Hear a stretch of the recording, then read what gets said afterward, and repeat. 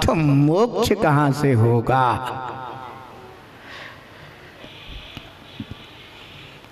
ध्यान रखना, कोई क्रिकेटर अगर बैट हाथ में ले ले,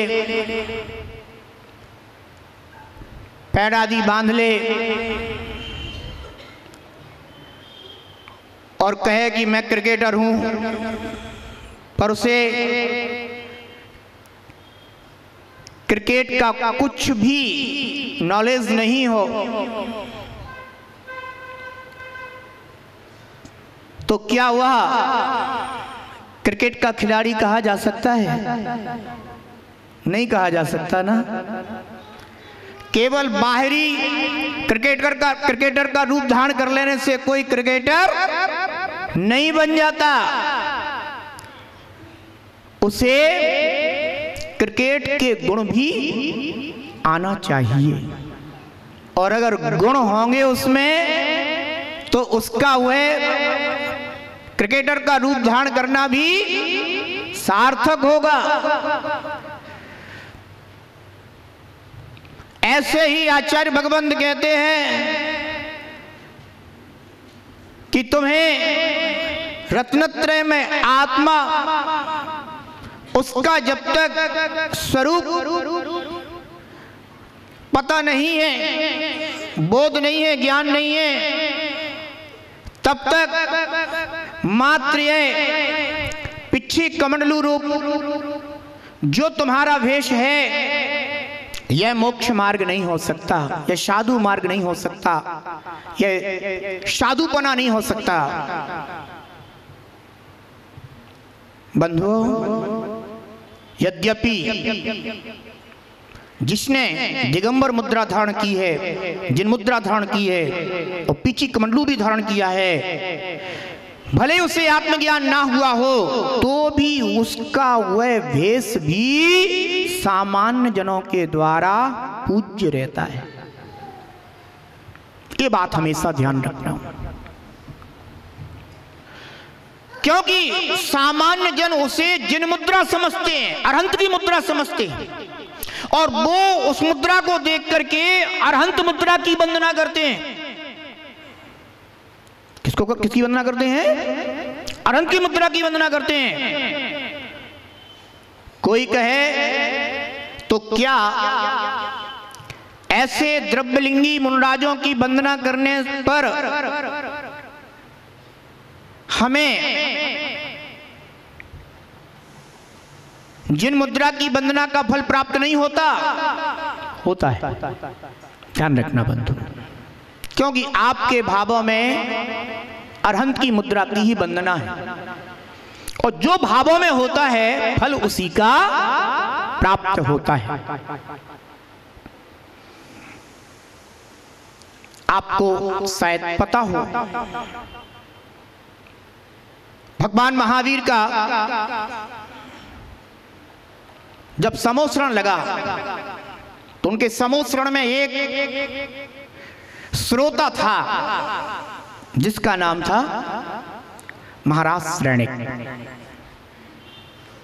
श्रेणिक को जब तक सम्यक तो नहीं था तब तक तो वह निर्ग्रंथ मुनिराजों के प्रति बड़ा द्वेष रखता था, पर जब यशोधर मुनिराज के ऊपर उपसर्ग करने के पश्चात रानी चेलना के साथ सम्राट श्रेणिक के आने पर निर्ग्रंथ मुनिराज का वह तप देखा, वह साधना देखी, तब उसे पश्चाताप हुआ और यह बोध हुआ कि वास्तव में जैन मुनि सच्चे मुनि होते हैं। और तब उसे अंतर्ग्लानि हुई, पश्चाताप हुआ और उसे सम्यक की प्राप्ति हुई। और सम्यक दर्शन को प्राप्त करता हुआ श्रेणिक भगवान महावीर के समोसरण में पहुंचा, और होनहार उसकी इतनी उत्कृष्ट थी कि तीर्थंकर का पादमूल प्राप्त हो गया और उसे छायक सम्यक दर्शन की प्राप्ति हो गई। बंधुओं, कब कौन जीव धर्मात्मा हो जाए कहा नहीं जा सकता। इसलिए कभी किसी भी जीव के साथ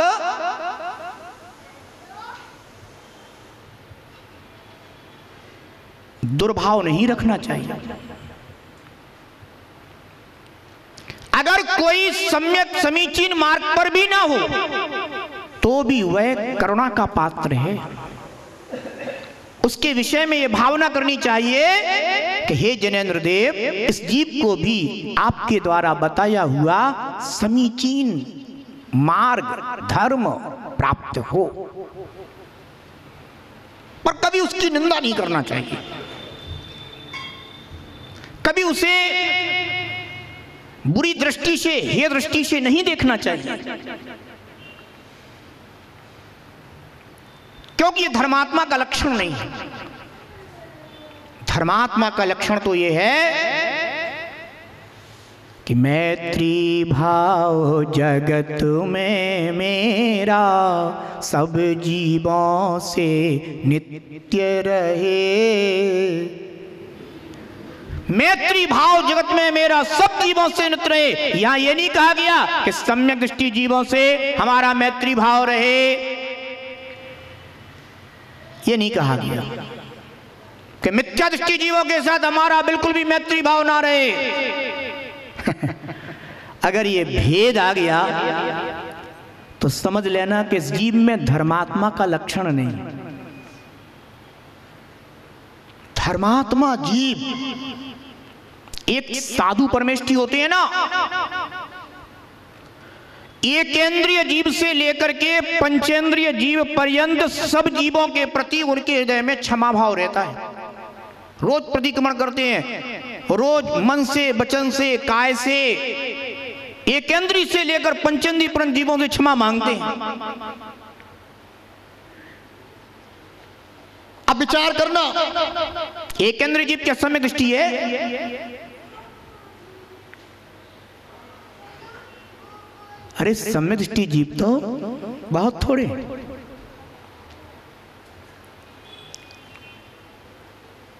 पर वे तीनों लोकों में स्थित एक इंद्रिय, दो इंद्रिय, तीन इंद्रिय, चार इंद्रिय, पंचेंद्रिय सब जीवों से क्षमा याचना करते हैं। और अगर सोचने लग जाए कि नहीं नहीं नहीं मैं नहीं मांगूंगा इनसे क्षमा, तो साधु बना नहीं रहेगा,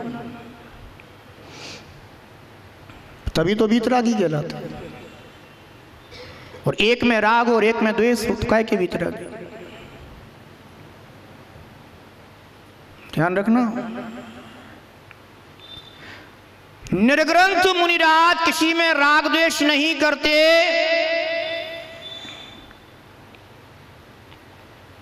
हाँ, अगर कोई मार्ग पर ना हो और समझाए जाने पर भी मार्ग पर ना चले तो मध्यस्थ भाव रखती है, पर राग द्वेष नहीं करती।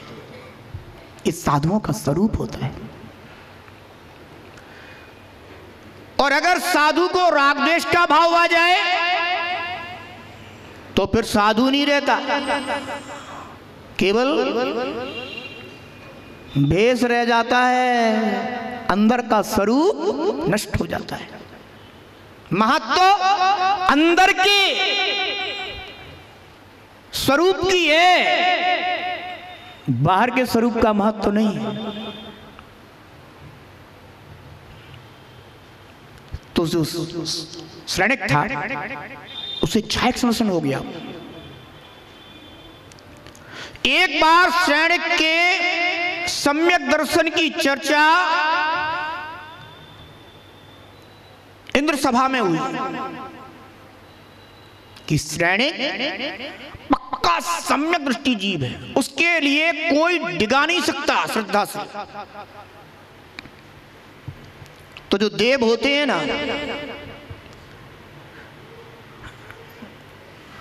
देव रिद्धिधारी होते हैं, विक्रिया भी उनके लिए सहज ही प्राप्त होती है। तो मन में कौतूहल जाग गया, क्या परीक्षा करूंगा कि वास्तव में श्रेणिक सम्यक दृष्टि है अथवा नहीं। और बंधुओं, दो देव परीक्षा करने आ गए और रूप क्या धारण किया? एक मुनि का और एक आर्यका का रूप धारण किया।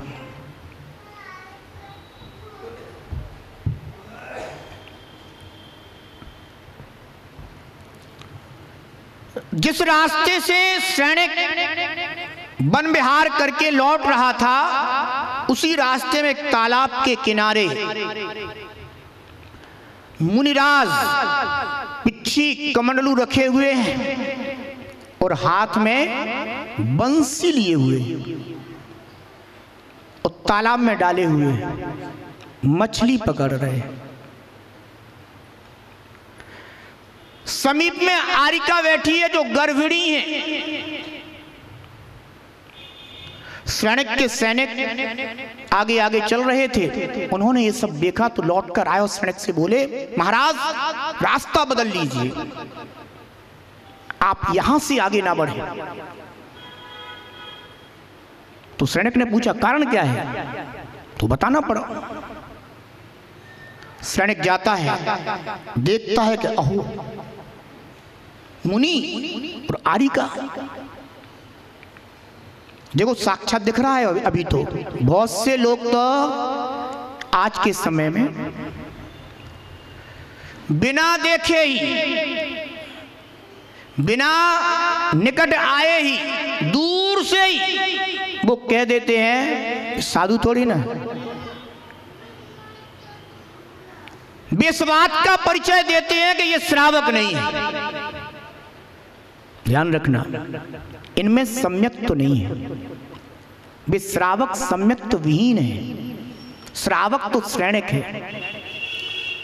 सम्यक श्रावक कौन है? श्रेणिक, जो समक्ष जाता है और सबसे पहले मुनि मुद्रा को नमोस्तु करता है। आरिका के लिए बंदामी कहता है और फिर पूछता है कि भगवान ये क्या? अब वो कोई मुनि तो थे नहीं, ना वो आरिका थी, वो तो देव थे। परीक्षा कर रहे थे वो तो इस प्रकार से कि वास्तव में इसके अंदर सच्चा श्रद्धान है या नहीं है, दृढ़ श्रद्धान है या नहीं है। तो वो तो विक्रियाधारी थे, पर वो देव जो मुनि बना था क्या कहता है? देख नहीं रहे हो मैं मछली पकड़ रहा हूं। तो पूछते क्यों? बोले सामने नहीं देख रहे हो, आरिका बेटी वो गर्भिणी है, उसके दोहला हुआ है कि मछली खाऊं। श्रेणिक यह सब सुनकर जानकर जो सम्यक दृष्टि का धर्म कर्तव्य होता है, अब वह कर्तव्य पर आता है। प्रथम तो उसने क्या किया? मुनि मुद्रा को नमन, नमोस्तु, बंदामी। ध्यान रखना बंधुओं, यही श्रावक का धर्म है। अगर सम्यक दृष्टि होगा तो कर्तव्य निभाएगा, निंदा नहीं करेगा, बुराई नहीं करेगा, कर्तव्य निर्वाह करेगा। तो सैनिक अब बोला, आपको इस भेष में यह सब करना उचित नहीं है।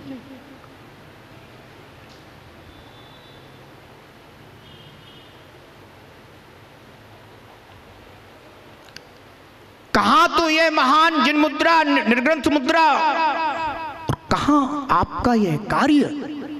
भगवान विनय से बोलता है, भगवान आप इसको छोड़ दीजिए और आपने जो यह दुर्लभ स्वरूप धारण किया है, आप तो इसी का अनुभव करते हो अपना कल्याण कीजिए।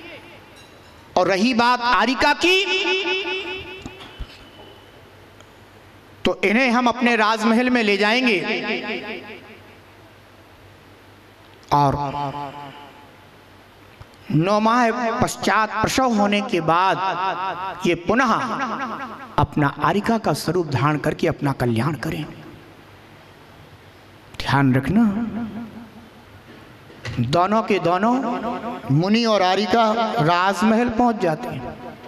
राजमहल में सारे लोग देखते हैं, अरे ये किसको ले आए। लोग कहते हैं कि भो महाराज सैनिक, ये आप किनको नमस्तु कर रहे हैं, ये आप किनको बदनामी कर रहे हैं, आपके सम्यक दर्शन में दोष लगेगा। सैनिक कहता है कि हमारे सम्यक दर्शन में दोष नहीं लग सकता, मैं इनकी दोषपूर्ण अवस्था को नमन नहीं कर रहा हूं, मैं तो अरहंत मुद्रा को नमन कर रहा हूं, मैं उसकी वंदना कर रहा हूं। मेरे भावों में तो जिन मुद्रा है, और जिन मुद्रा की वंदना करने वाले को कभी दोष नहीं लग सकता। और रही बात इनकी परिस्थिति की, तो अब ये हमारा धर्म है कि हम इनकी रक्षा करें। बंधु, जब वह देव यह सब सुनता है तो तुरंत अपने देव रूप में उपस्थित होकर के कहता है, भगवान आपके सम्यक्त को नमस्कार हो। आपके शब्द की चर्चा इंद्र सभा में चली थी, हम तो आपकी परीक्षा लेने के लिए उपस्थित हुए थे। धन्य है आपका यह दृढ़ सम्यक दर्शन। और बार बार वंदना करके और देव चले जाते हैं। ना वो मुनि थे और ना वो आरिका थे, वह तो केवल सम्यक्त की परीक्षा थी। सच बताना, आज के अगर सम्यक दृष्टियों की परीक्षा हो जाए, अरे वे तो दूर से ही फेल है, परीक्षा में तो पास कहां हो सकते हैं। कर्तव्य ही जहां नहीं है वहां सम्यक तो कहां होगा। इसलिए मैंने कहा कि अगर कोई जिन मुद्रा का धारी हो, वंदना करने के योग्य है। आप तो अरहंत मुद्रा की वंदना कर रहे हैं, आप तो जिन मुद्रा की वंदना कर रहे हैं, आप तो मुनि मुद्रा की वंदना कर रहे हैं। पश्चात अगर कोई चर्या विषयक दोष भी दिखाई देता है तो विनय पूर्वक कहने योग्य है, अभिनय पूर्वक नहीं। कैसे? विनय पूर्वक कहने योग्य है। यही तो सम्यक दृष्टियों के गुण होते हैं। उपगुहन, स्थितिकरण, वात्सल, ये गुण कब अनुभव किए जाएंगे? दूर खड़े खड़े, दूर से ही इन गुणों का पालन हो सकता है क्या? अरे ये तो निकट जाने पर ही पाले जाते हैं, कर्तव्य निभाया जाता है।